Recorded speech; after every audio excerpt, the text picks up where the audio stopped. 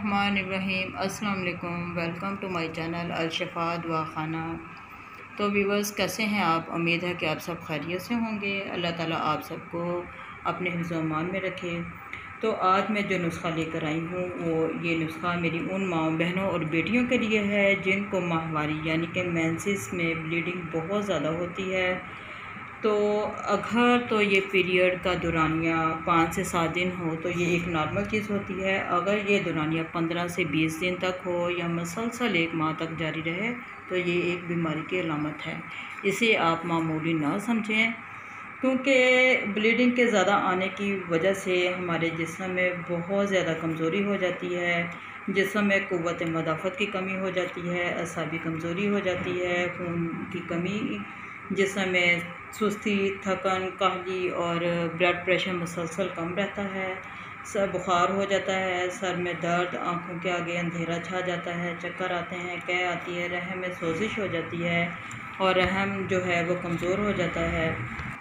इसके लिए आज मैं जो आपको नुस्ख़ा बताने जा रही हूँ वो बहुत ही ज़्यादा इफ़ेक्टिव है, बहुत ही ज़्यादा पुरअसर है। आप इसे इस्तेमाल करें, इंशाल्लाह आपके तमाम मसाइल हल हो जाएंगे। इसमें जौन सी चीज़ें इस्तेमाल होती हैं वो मैं आपको बताती हूँ, आप इसे गौर से नोट कर लें। ये हमने ली है राल, ये है राल, ये हमने ली है 10 ग्राम। ये है गेरू, ये भी हमने 10 ग्राम लिया है।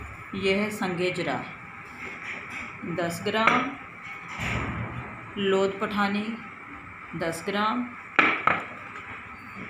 कहर बाशमी 10 ग्राम। अब आपने करना यह है कि इन तमाम चीज़ों को आपने पीस लेना है और इसे बारीक छन्नी से छान लेना है कि ये बहुत बारीक इसका पाउडर बन जाए। तो ये नुस्ख़ा ना सिर्फ हैज़ की ब्लीडिंग को रोकेगा बल्कि ये खूनी बवासीर के लिए भी बहुत ज़्यादा अच्छा है। इसके अलावा जो टीबी की वजह से फेफड़ों से खून आता है, ये उस खून को रोकने के लिए, और जो मैदे में इन्फेक्शन हो जाता है और मुंह से खून आता है, ये उसको रोकने के लिए भी बहुत ज़्यादा फ़ायदेमंद है। और आपने इसे इस्तेमाल किस तरह करना है, आपने इसका हाफ़ टी स्पून यानी कि चाय वाला आधा चम्मच आपने नाश्ते के बाद देना है पानी के साथ, और रात को खाना खाने के बाद आधा चम्मच आपने लेना है दूध के साथ। आप इसको खाएं, इंशाल्लाह आपके तमाम मसाइल हल हो जाएंगे। और जो भी ब्लीडिंग आ रही है या जिस तरह की भी ब्लीडिंग है वो इससे आपकी रुक जाएगी।